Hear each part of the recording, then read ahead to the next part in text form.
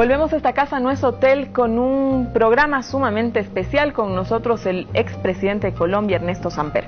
Presidente, antes de irnos a un corte, el anterior bloque, usted nos estaba contando algo que es supremamente importante en el marco de la relación de Colombia-Venezuela, y es cómo Venezuela ha apoyado en las reuniones de La Habana. Yo quisiera que nos desarrolle un poquito esto para que los bolivianos nos enteremos qué es lo que ha ido pasando por allá.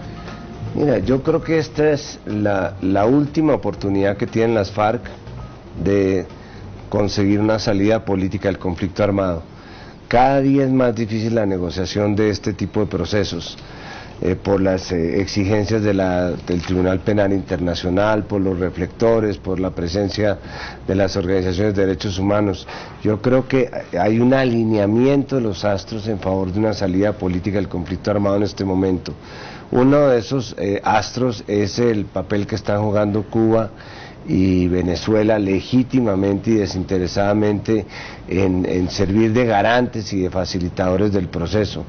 El otro es que se tuvo la inteligencia de no centrar este proceso en los victimarios, como había sucedido siempre, sino en las víctimas. Este es un proceso para las víctimas, no para los verdugos, y eso le da una gran legitimidad al proceso.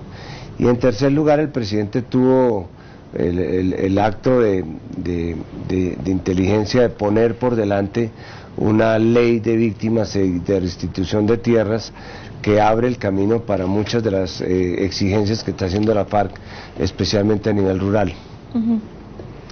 Presidente, volviendo a la región, su gobierno, pese a que usted en su política lo que inicia es dar un salto social, ¿no? A usted le toca una nueva constitución, que luego sobre eso le quiere hacer una pregunta a Manuel, pero su política de gobierno está marcada altamente por cuestiones sociales, ¿no? Da mayor cobertura a salud, abre un ministerio de culturas, etcétera, etcétera. Podríamos nombrar un montón.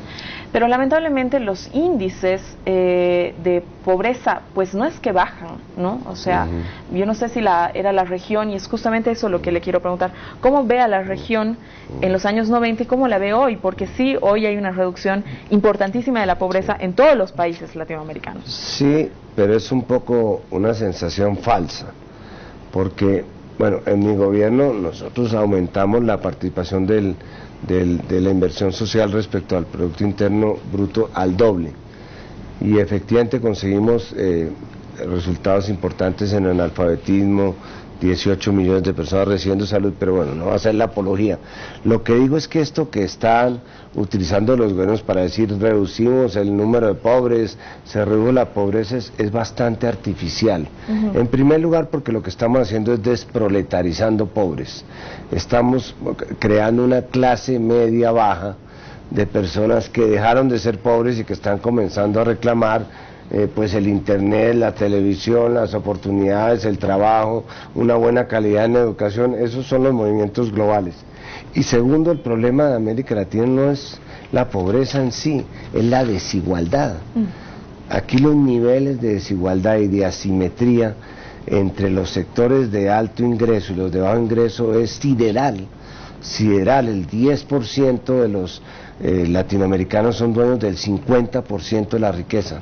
Aquí, mientras que no hagamos no tomemos decisiones heroicas para reducir la desigualdad, para que los impuestos no los paguen solamente los pobres, sino que haya unos impuestos progresivos, para que haya una verdadera educación pública, de tal manera que la educación no sea un factor de discriminación, para que se pueda formalizar el 56% de los trabajadores que hoy día están por fuera del mercado de trabajo, no vamos a hacer avances sustanciales en términos sociales. Entonces, el desafío nuestro es la desigualdad que lleva a la exclusión, no tanto la pobreza. Está bien reducir los índices de pobreza, pero eso no es reducir el problema central, que es la desigualdad. Manuel, sobre eso.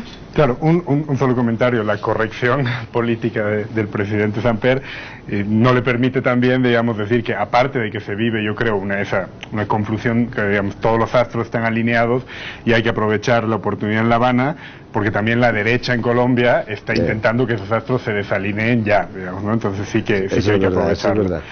Sobre el último comentario, yo comparto, digamos, que no hay que tener un fetiche con el dato de la reducción de la pobreza, ¿sabes? O sea, sin que eso signifique que hay unos logros sustanciales. Pero para darle sostenibilidad a ese logro, por supuesto que hay que acompañarlo de algunas cosas de las que mencionaba el presidente. Una reforma progresiva de impuestos, digamos, hacer frente a la desigualdad. Yo soy muy optimista respecto a los cambios en ciertos indicadores de estos últimos años. Pero justo cuidándonos de ese fetiche, también tengo ciertas reservas cuando, digamos, que nos llenamos la boca de ahora todos somos clase media. En Brasil, sobre todo, hay una discusión muy intensa con eso, y es, al final, no quiere decir que no has mejorado las condiciones materiales de vida de mucha gente, pero cuando dices que de pronto todos son clase media, también estás, digamos, de alguna manera cubriendo otro tipo de problemas que esa mejora material ha generado. Flexibilización del mercado de trabajo, unas condiciones, digamos, nada alentadoras en términos, digamos, de formalidad en el empleo. Entonces, hay que tener cuidado. Yo creo que hay que reconocer logros que antes eran impensables, que nuestros gobiernos aquí en el 90 estaban felices si la tasa de pobreza subía un poquito, y no es como ahora, que baja 20%, pero, digamos, no hay que perderse en ese fetiche, porque al final hay muchos desafíos más que se te abren cuando logras esas cosas. Yo sí que me parece central. Digamos que tuvimos el proceso que llevábamos de proletarización de la clase media. Nos estábamos comiendo la clase media. Esa clase que se gasta todo lo que tiene en aparentar tener todo lo que le hace falta. Y ahora estamos en un proceso de reversión de la pobreza para volver un poco a esas personas clase media. Pero no hay que perder de vista que esos logros, que son importantes en cuanto que rompimos una tendencia, no han atacado la raíz del mal. Y la raíz del mal es que queda un problema de distribución de ingresos, de injusta distribución de ingresos, que es la más injusta distribución de ingresos del mundo. No somos el planeta donde hay más pobres, pero sí somos el planeta donde hay más desigualdad. Y eso tiene que ser un propósito para esos escenarios que hablamos ahora de integración, para no hablar tanto de aranceles y licencias y patentes, sino hablar de los problemas que realmente le afectan a la región. Y este es uno de ellos. Lo que amenaza la gobernabilidad en este continente no es que no haya elecciones. Yo no creo que a nadie quiera en este momento dar un golpe de Estado en este continente, ningún militar. Lo que lo amenaza realmente es la falta de legitimidad de los sistemas políticos. Y esa falta de legitimidad tiene que ver con que la gente está asociando un sistema que no le da a él sus condiciones dignas de vida. Manuel, lo hablábamos ayer, querías hacerle una pregunta al presidente Samper en cuanto a la Constitución. Sí, en realidad, digamos, son como un par de observaciones y una pregunta. Muchas preguntas. No, porque, claro, hablando, digamos, de la pérdida de legitimidad de algunos sistemas, unos la han perdido y otros no, ¿no? O sea, porque más bien hay algunos que tienen un renovado vigor, digamos, de legitimidad, ¿no? Justo el desmoronamiento de principios de los 2000, de sistemas partidarios en Argentina, en Bolivia, en Ecuador, sobre todo yo creo que en el caso ecuatoriano y boliviano, más bien hay una percepción de legitimidad muy alta.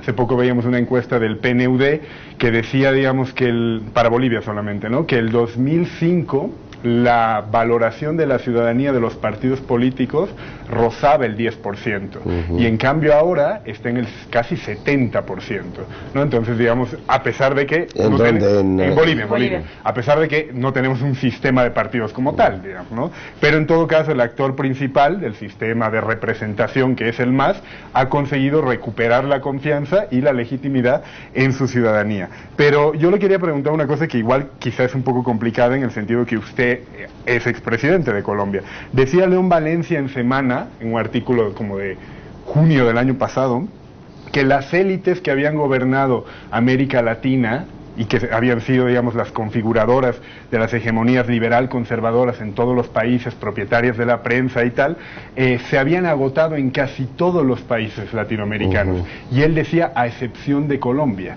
Y eso apuntaba que, a pesar de una constitución que es pionera, y digamos que en el capítulo 11 me parece que ya incluye derechos de los pueblos indígenas mucho antes que otros textos, siendo una porción minoritaria de la población la indígena en Colombia, no como en Bolivia, Guatemala, que tardaron mucho más.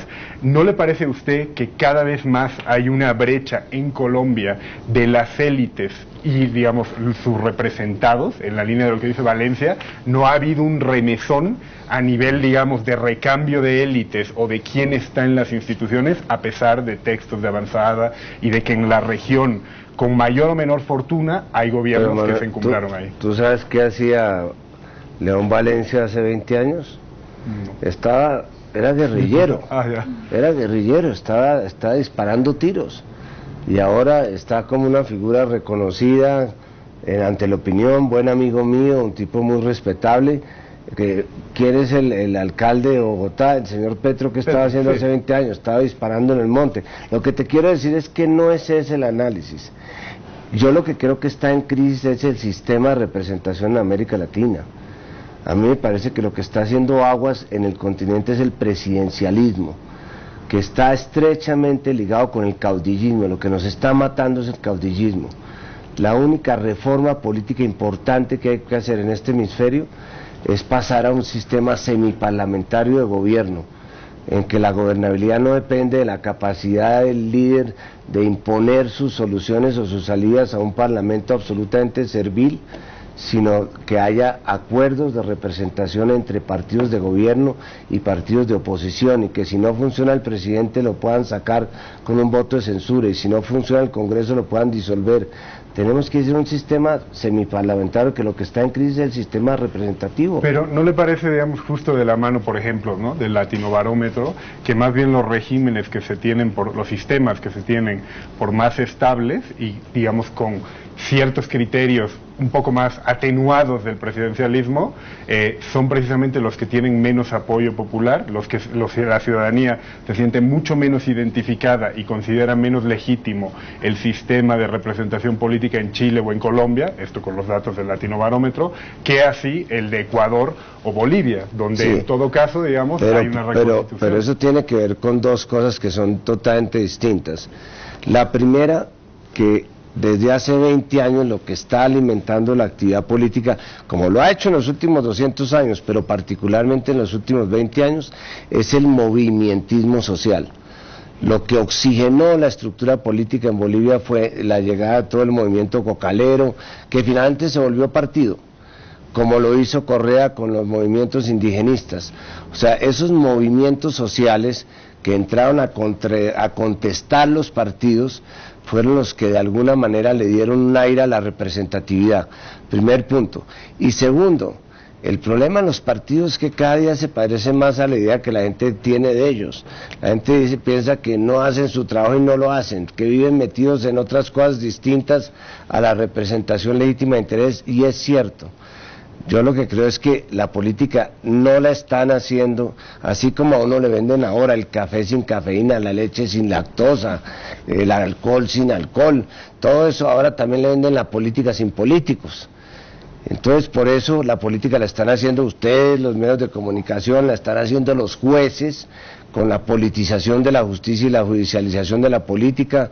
Es decir, la están haciendo las ONGs, la están haciendo los movimientos sociales. Hay que recoger otra vez el concepto de representatividad política, pero no se puede hacer con un sistema presidencialista. Por eso es que a mí, por ejemplo, y lo digo con todo cariño, no me gustan las reelecciones en general, porque son una perpetuación de esa tendencia presidencialista y caudillista que es la que tanto daño le ha hecho a América Latina.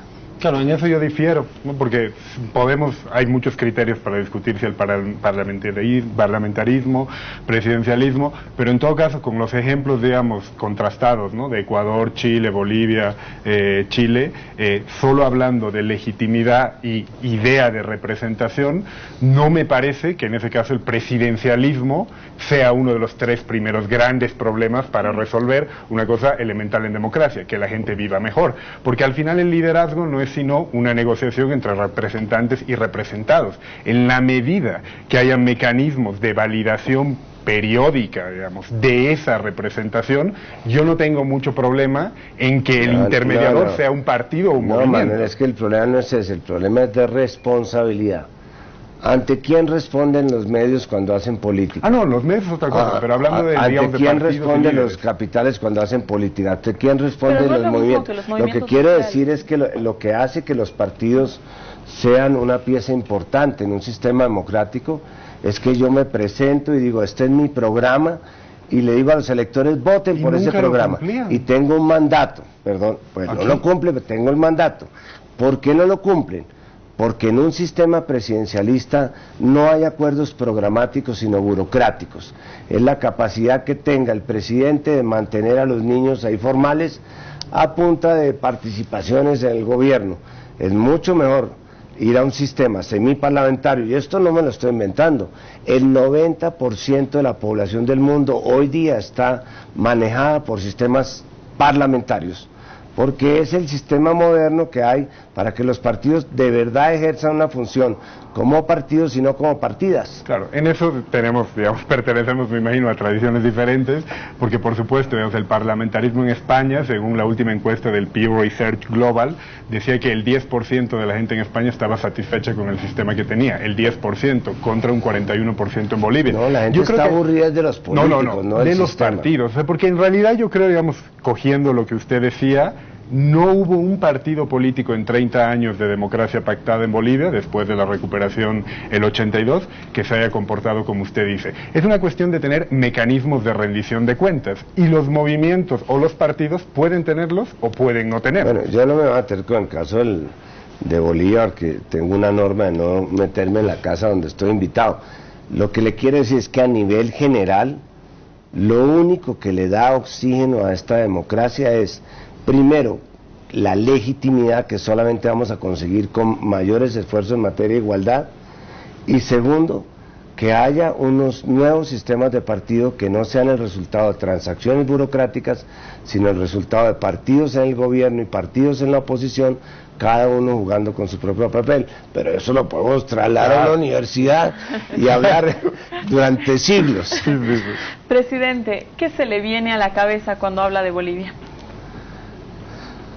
Sentimientos todos muy positivos, a mí me encanta, es decir, la gente no conoce lo diverso que es este país. Yo tuve oportunidad en la presidencia de visitar bastantes sitios del país, a Trujillo, ¿dónde está la sede del Congreso? Sucre. Sucre, perdón, estuve en el Carnaval de Oruro. Qué lindo. He vivido momentos, Santa Cruz, por supuesto, La Paz, ¿no? A mí me suscita, es decir, creo que sus dirigentes han sabido administrar muy bien su pobreza internacionalmente. Tienen una gran capacidad de sacarle provecho a la condición de pobreza que tiene Bolivia y conseguir apoyos y espacios, y eso me parece que eso es muy importante. En relación a su libro, en cuestiones de la despenalización, ¿qué recomendaciones le daría a un país que parece tanto una realidad a la de Colombia? Si fuera un país como Bolivia, yo le diría, primero, hagan sustitución social de cultivos ilícitos, no hagan erradicación forzosa. Segundo, separen el consumo del tráfico. No se le puede dar el mismo tratamiento penitenciario a los consumidores que a los pequeños traficantes. Controlen el lavado de activos. Controlen duramente todo lo que tenga que ver con la parte de las organizaciones criminales. Aquí los verdaderos enemigos de una política de regularización de las drogas, una política alternativa o permisiva si se quiere, son los narcotraficantes. Son ellos los que viven del riesgo que ponemos nosotros con la política de represión, que aumenta la interdicción, que aumenta la represión, aumentan las utilidades, y al aumentar las utilidades se fortalecen los carteles, y al fortalecerse los carteles aumentan su radio de acción. Entonces yo diría que no hay que perder el objetivo de cuáles son los eslabones de la cadena y cómo se maneja cada uno de esos eslabones. Gracias, presidente. Quédese usted, nos vamos a un corte y el último bloquecito de esta casa no es hotel.